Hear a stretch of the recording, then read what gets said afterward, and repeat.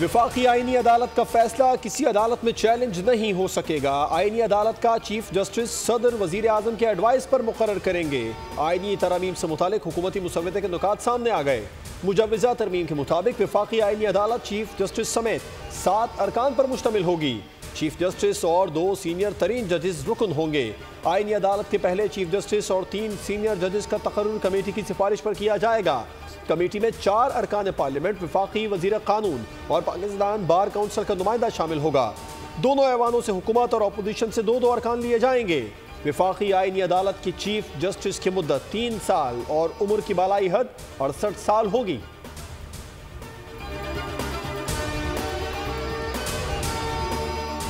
आईनी तरमीम पर खुर्शीद शाह की सदारत में खुसूसी कमेटी का इन कैमरा इजलास। मुसव्वदों पर गौर के लिए आसम नसीर तारड़ की सरबराही में 5 रुकनी ज़ेली कमेटी तश्कील। ज़ेली कमेटी खुसूसी कमेटी को रिपोर्ट देगी। ज़ेली कमेटी के इजलास में कोई भी शिरकत कर सकेगा। JUIFA ने अपना मुसव्वदा पेश किया। सुप्रीम कोर्ट और हाई कोर्ट्स में आईनी अदालत की जगह बेंच तश्कील देने की तजवीज़। सुप्रीम कोर्ट में चीफ जस्टिस समेत 5 सीनियर जजेस और हाई कोर्ट्स में चीफ जस्टिस समेत 3 सीनियर जजेस पर मुश्तमिल आईनी बेंच की तजवीज़। मुसव्वदे के मुताबिक आईनी बेंच को आईनी तनाज़ात या तशरीह का इख्तियार होगा। सूबाई आईनी बेंच के फैसलों के खिलाफ अपील सुप्रीम कोर्ट में होगी।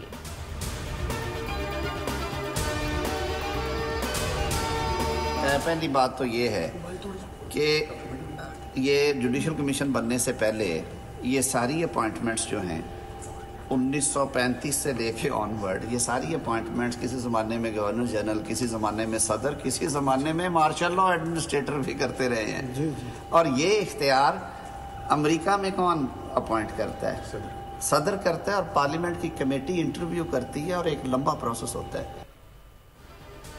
ये कौन सी जल्दी है? अब तो 1.5 महीना हो गया है। आप बताएं, बशीर बूटे को अदालत ने ज्यादा वक्त दिया या सियासी तमाशों को ज्यादा वक्त मिला? वजीर कानून आजम नजीर तारड़ की सहाफियों से गुफ्तगू। कहा, जजेस की तैनाती किसी जमाने में गवर्नर जनरल, कभी सदर और कभी मार्शल लॉ एडमिनिस्ट्रेटर करते रहे। अमेरिका में जजेस की तैनाती का इख्तियार सदर के पास है। अमेरिका में पार्लियामेंट जजेस का इंटरव्यू भी करती है।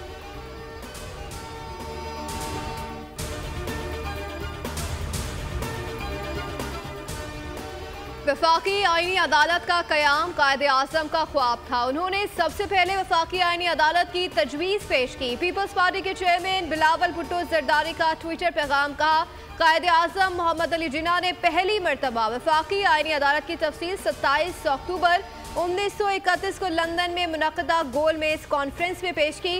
उनकी और PP की पेश करदा तजवीज़ तकरीबन एक जैसी हैं।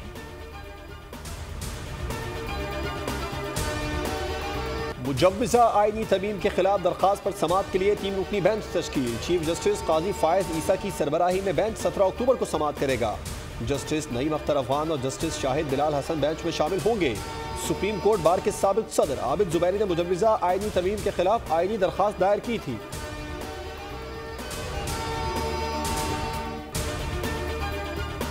जरूरत के हिसाब से जो है वो किसी भी इस्लाहती एजेंडे की हिमायत करती हैं या मुखालफत करती हैं। अगर शायद PTI हुकूमत में होती ना तो उसकी भी जरूरत इसी तरह के किसी बिल की होती है। लेकिन आज मुखालफत क्यों कर रहे हैं कि आज वो ये जरूरत महसूस करते हैं कि शायद उनके जो सियासी मफादात हैं उसको नुकसान पहुँचे।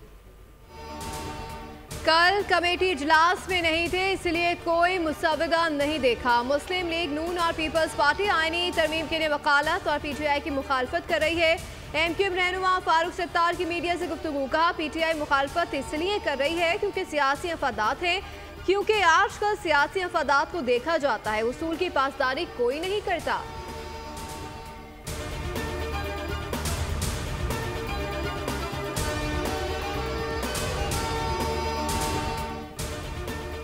वज़ीर आज़म शहबाज शरीफ का इस्लामाबाद में शंघाई ताउन तंजीम के सरबराहान हुकूमत के इजलास के इंतजामात का जायज़ा लेने के लिए जिना कन्वेंशन सेंटर का दौरा। वज़ीर आज़म को चेयरमैन CDA, वज़ारत ख़ारजा के हुकाम की ब्रीफिंग। इसहाक डार, एहसन इकबाल, अता तारड़ और मुताल्लिक़ा आला हुकाम भी वज़ीर आज़म के हमराह थे। वज़ीर आज़म ने शंघाई ताउन तंजीम के सरबराहान हुकूमत के इजलास के इंतजामात पर इत्मीनान का इजहार किया।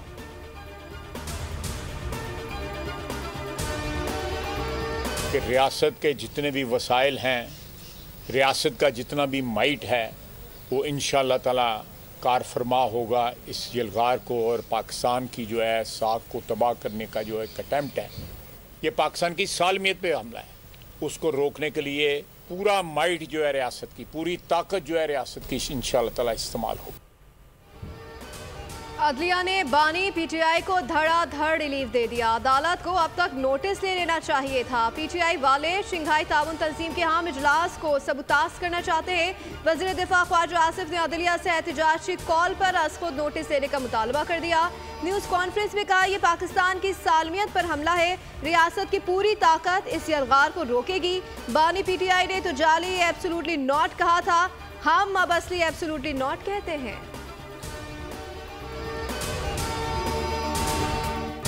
उससे कहना पड़ता है कि जब ये आलमी अहमियत का इवेंट पाकिस्तान में मुनक्कद हो रहा है, तहरीक इंसाफ या जिसे मैं तहरीक इंतशार कहूँगा, उसने 15 अक्टूबर को जिस मुजाहरों की कॉल दी है, यूं लगता है कि इनका स्क्रिप्ट राइटर एक है। क्या कोई शख्स रियासत से बड़ा हो सकता है? पीटीआई की पुरतशद्दुद कार्रवाइयां फिर बढ़ गई हैं। वफाकी वजीर एहसन इकबाल की न्यूज़ कॉन्फ्रेंस, कहा मईशत में बेहतरी आई तो पीटीआई फिर से पुरतशद्दुद कार्रवाइयां शुरू कर दी। मैंने खुद पीटीआई का पुरतशद्दुद दौर देखा है। हमने कभी पाकिस्तान की रियासत से लड़ाई नहीं लड़ी। के दौरान 15 को अगर एहतजाज आप डी चौक पे करेंगे तो उसका क्या बयान होगा? क्या डी चौक के एहतजाज से इमरान खान आजाद हो जाएंगे? क्या डी चौक के एहतजाज से अगर हमारे पास मेंबर पूरे हो जाते हैं तो क्या वो जो आईनी तरमीम है वो खत्म हो जाएगी या आपकी ब्लैकमेलिंग से खत्म हो जाएगी? नहीं। क्या डी चौक के एहतजाज से बानी पीटीआई आजाद हो जाएंगे? क्या डी चौक के एहतजाज से आईनी तरमीम रुक जाएगी? पीटीआई का एजेंडा मुल्क को हमेशा गैर मुस्तहकम रखना है। गवर्नर केपी फैसल करीम कुंडी की मीडिया से गुफ्तगू, कहा पाकिस्तान में एससीओ कॉन्फ्रेंस होने जा रही है और पीटीआई ने 15 अक्टूबर को एहतजाज का ऐलान किया। जो मुल्क दुश्मनी है, एससीओ कॉन्फ्रेंस से मुख्तलिफ ममालिक के सदूर वज़ीर आज़म आ रहे हैं। पाकिस्तान के नाम पर कभी समझौता नहीं करेंगे।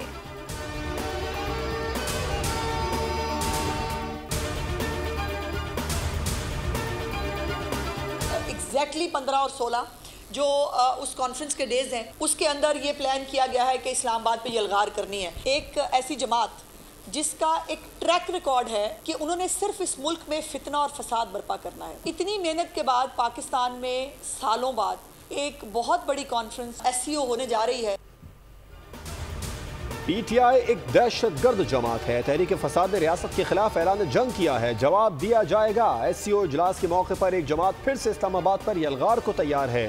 वज़ीर इत्तलात पंजाब अस्मा बुखारी की न्यूज़ कॉन्फ्रेंस, कहा 2014 में धरनों से सीपैक एक साल ताख़ीर का शिकार हुआ।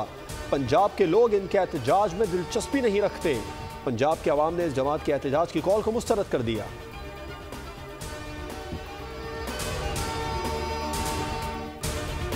आज इस पाकिस्तान का बच्चा बच्चा जानता है कि आधे से ज्यादा लोग जो इस मुल्क की कौमी असेंबली में बैठे हैं वो इलेक्शन हारे हुए। बात करना, एहतजाज करना, इसका हक आईन आपको देता है। जिस मुल्क में अवाम की राय का एहतराम नहीं होगा, जहां पर इलेक्शन चोरी होंगे, वो मुल्क तरक्की नहीं करेगा। ये लोग अपने मुल्क के दारुल-हुकूमत पर हमला आवर हैं। बच्चा बच्चा जानता है सेनेट में बैठे लोग पैसे देकर आए हैं। क्या इन नाअहल करप्ट लोगों को असेंबली में बिठाकर मुल्क की तरक्की कर लेंगे? अवाम पाकिस्तान पार्टी के सदर शाहिद खान अब्बासी की न्यूज़ कॉन्फ्रेंस, कहा आज इस मुल्क में नाअहल करप्ट आदमी को तहफ़्फ़ुज़ दिया जाता है। कोई एक हुकूमत बता दें जो अवाम की फलाह के लिए काम कर रही है।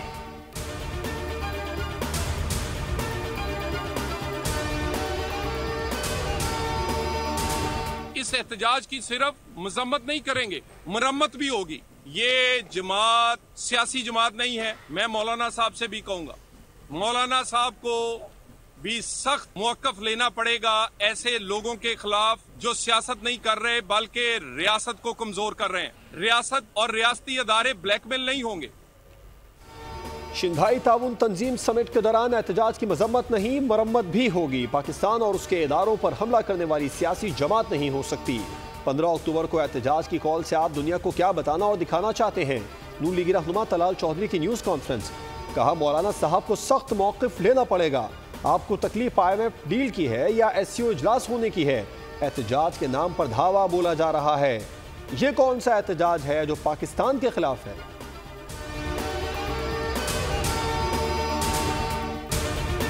अच्छा से ये अप्रोच है कि रियासत के लिए ये मसला नहीं है कि एक कोने से स्टार्ट करें और दूसरे कोने तक कोई मिलिट्री ऑपरेशन करें। मैं अक्सर कहता हूँ कि we don't need any military operation. देखिए, वफाक का मुकम्मल तावन हमारे साथ है और जो एपेक्स कमेटी में डिसीजंस हुए थे जब ऑनरेबल प्राइम मिनिस्टर यहाँ तशरीफ लाए थे। बलूचिस्तान में सॉफ्ट टारगेट तलाश करके लोगों को शहीद किया गया। दहशत गर्दी पर शदीद तशवीश है, मुजम्मत का लफ्ज छोटा है। डेप्यूटी कमिश्नर जाकिर के कत्ल में मुलविस 6 हमलावरों को हलाक किया गया। वजीर आला बलूचिस्तान सरफराज बुगटी की मीडिया से गुफ्तगू कहा, बलूचिस्तान में 30,000 से जायद कारकुन काम कर रहे हैं। मेरे इस्तीफे से दहशत गर्दी रुक जाती है तो देर नहीं करूंगा।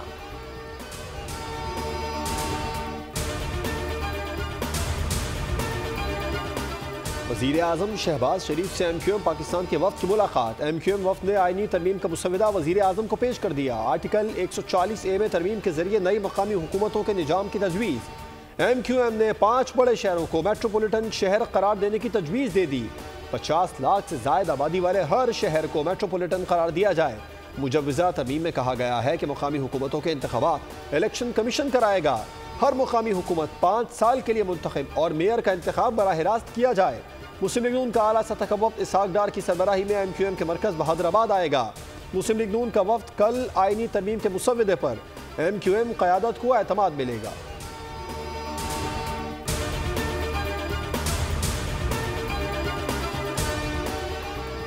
कराची डाकुओं के रहमो करम पर डकैती मुजामत पर कत्ल होने वालों की तादाद 101 हो गई। फरवरी में सबसे ज्यादा 20 जबकि मई में 2 अफराद कत्ल हुए। कराची का जिला शर्की 25 संवाद के साथ सर फहरिस्त, जिला गरबी में 22, कोरंगी में 17, बस्ती में 14, मलीर में 9, किमाड़ी में 8 और जुनूबी में 4 अफराद डकैती मुजामत पर कत्ल कर दिए गए।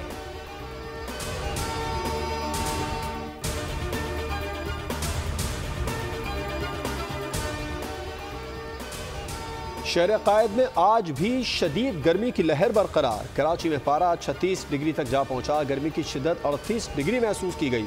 हवा में नमी का तनासुब 30% रिकॉर्ड। महकमा मौसमियात के मुताबिक गर्मी की लहर जारी रहेगी।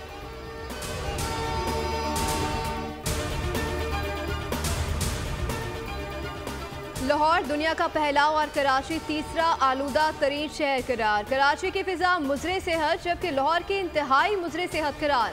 लाहौर की फिजा में आलूदा ज़रात की मिकदार 198 पार्टिकुलेट मीटर रिकॉर्ड जबकि कराची में ये मिकदार 170 तक जा पहुंची। बगदाद दुनिया का तीसरा आलूदा तरीन शहर बन गया। आलूदगी के बायस लाहौर समेत कराची में वायरल बीमारियां आम, बुखार, सरदर्द, नज़ला, जुकाम शहरियों को निशाना बनाने लगे।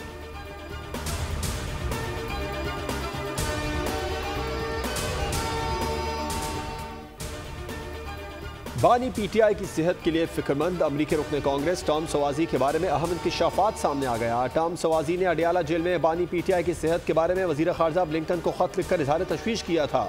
अमरीका की ताकतवर सेहूनी लॉबी ने सितंबर में टॉम सवाजी को कांग्रेस के पाकिस्तानी कॉकस का चेयरमैन बनवाया।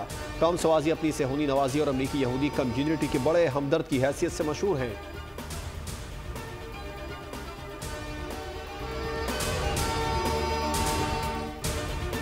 तुर्कमेनिस्तान के हवाई अड्डे पर सदर पाकिस्तान आसिफ अली जरदारी का इस्तकबाल मुनफरिद और मोहब्बत भरे अंदाज में किया गया। मकामी बच्चों ने नमकीन रोटी से सदर का इस्तकबाल किया तो आसिफ अली जरदारी ने खुद अपने हाथों से लुकमा बनाया। सदर ने आधा लुकमा बच्चों को खिलाया, आधा खुद खाया। सदर आसिफ अली जरदारी के इस अंदाज पर मेज़बान मुल्क के नायब वज़ीर आज़म और दीगर शख्सियात को भी खुशगवार हैरत हुई।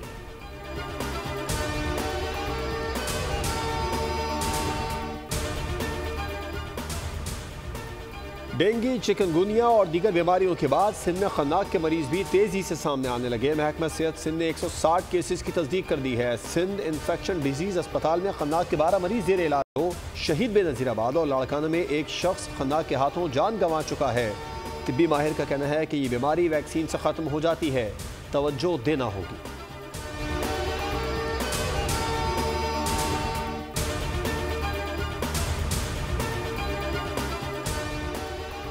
इसराइल की गजा और लबनान में बमबारी जारी। 24 घंटों में गजा में जबालिया कैंप पर बमबारी और फायरिंग से 50 फलस्तीनी शहीद, 220 जख्मी हो गए।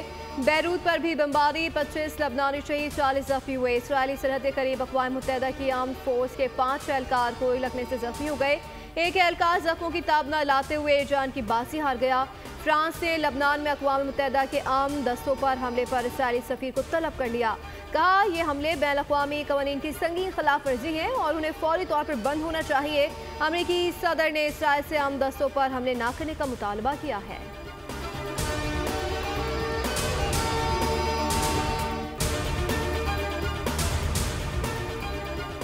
इसराइल की फासिस्ट हुकूमत फ़लस्तीन में नस्ल कुशी कर रही है। निकारागुआ की हुकूमत का सिफारती ताल्लुकात मुनक़ता करने का ऐलान। कहा इसराइल के हमलों के बायस इसराइल से सिफारती ताल्लुकात मुनक़ता करते हैं। कोलंबिया और तुर्की भी इसराइल से सिफारती ताल्लुकात ख़त्म कर चुके हैं।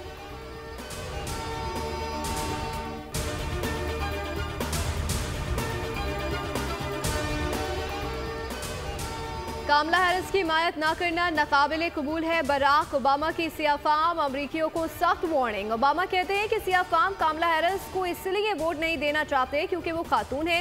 डोनाल्ड ट्रंप ने एक रैली से खिताब में कहा कि कामला हैरिस को किसी सूरत सदर मुंतखब होने नहीं दिया जाएगा। अमरीका को अजीम बनाना है तो कामला को वोट नहीं देना है।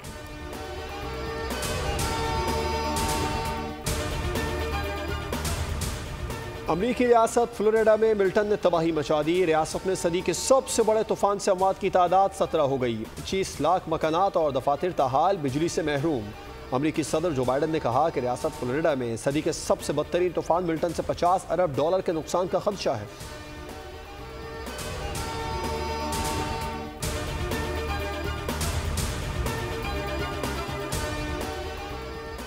इंग्लैंड के खिलाफ मंगल से शुरू होने वाले सीरीज के दूसरे टेस्ट के लिए कौमी टीम में अहम तब्दीलियों पर गौर शुरू कर दिया गया। ओपनिंग मसाइल की वजह से इमामुल हक को प्लेइंग 11 वापस लाए जाने का इम्कान है, जबकि उनके अलावा कामरान गुलाम, मीर हमजा, नमान अली और नौजवान ओपनर मोहम्मद हुरैरा को भी लाइनअप में शामिल किया जा सकता है। नसीम शाह को बाहर किए जाने का भी कभी इम्कान है।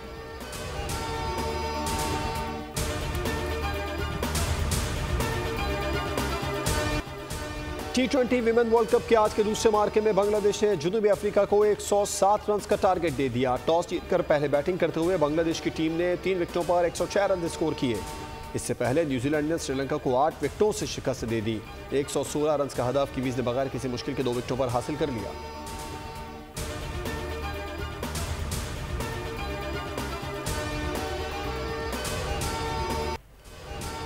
और खतरनाक डकैतों की अलगार, बहादुर FBI एजेंट माफिया से तन्हा निमटने को तैयार। एक्शन से भरपूर हॉलीवुड मूवी द ऑर्डर का ट्रेलर जारी। फिल्म दिसंबर में रिलीज की जाएगी।